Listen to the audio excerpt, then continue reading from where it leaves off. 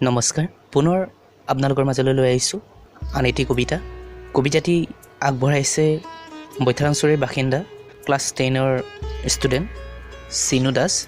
আগৰ দুটামান কবিতাত ফ্ৰণ্ট পেজটো ড্ৰয়িং কৰিছিলে, খুবেই ভাল ড্ৰয়িং কৰে, ড্ৰয়িঙো আগবঢ়াইছে।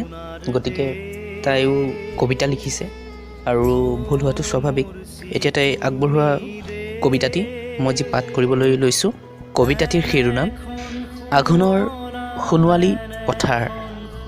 আঘোণৰ সোণোৱালী পথাৰখন দেখিবলৈ কিমান যে ধুনীয়া।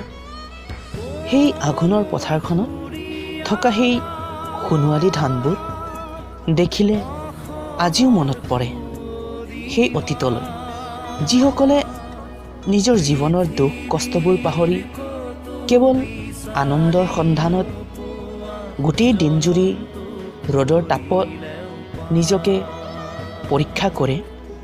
সেই সোণোৱালী ধাননি পথাৰৰ মাজত যিজনে দিন ৰাতিয়ে বোকা পানীত গচকি কিমান যে কষ্ট কৰে, তথাপিও কিন্তু তেওঁলোকৰ মনত অকণো নিৰাশাৰ ভাৱ দেখা নিদিয়ে।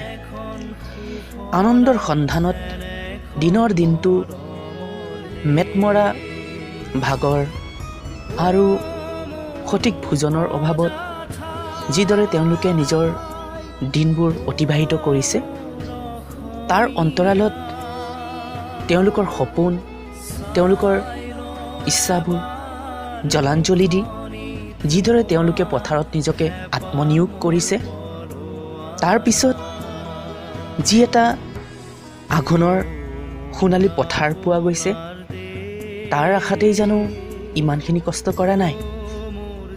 আঘোণৰ সোণোৱালী পথাৰখন দেখিবলৈ কিমান যে ধুনীয়া, নহয় জানো? কিমান যে ধুনীয়া। ধন্যবাদ। আজিৰ এই কবিতাটো যিজনী ষ্টুডেণ্টে আগবঢ়াইছে, ধন্যবাদ জনাইছোঁ যে এনেধৰণৰ প্ৰকৃতিৰ লগত জড়িত কবিতাবোৰ লিখিছে।